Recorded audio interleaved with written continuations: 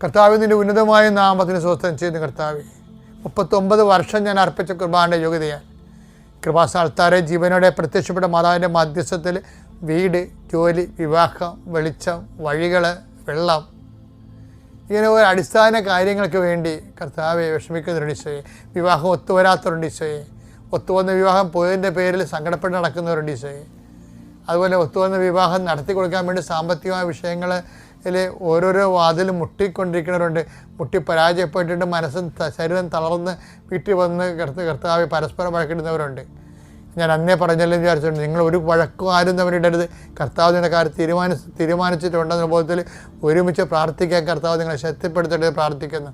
എന്ത് ചെയ്യണം, എന്ത് ചെയ്താൽ ജീവിക്കും, എന്ത് ചെയ്താൽ മേൽഗതി പ്രാപിക്കും, എങ്ങോട്ട് പോകണം, ആര് പറഞ്ഞ കേൾക്കണം, പല പല അഭിപ്രായങ്ങളുണ്ടല്ലോ, പല പല രീതികളുണ്ടല്ലോ, പല പല ചിന്തകളുണ്ടല്ലോ.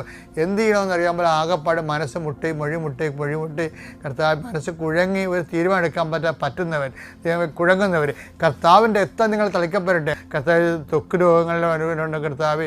അതുപോലെ തന്നെ വിസർപ്പ രോഗങ്ങളുണ്ട് ഈശോയെ. അതുപോലെ തന്നെ അരസ്വസ്ഥ രോഗങ്ങളുണ്ട് ഈശോയെ.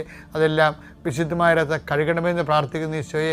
എൻ്റെ കർത്താവിൻ്റെ ഉന്നതമായ നാമത്തിൽ കൃപാസ്ഥാനത്താറെ ജീവനോടെ പ്രത്യക്ഷപ്പെട്ട പരിശുദ്ധയുടെ മാധ്യസ്ഥത നിങ്ങൾ അനുഗ്രഹിക്കപ്പെടട്ടെ.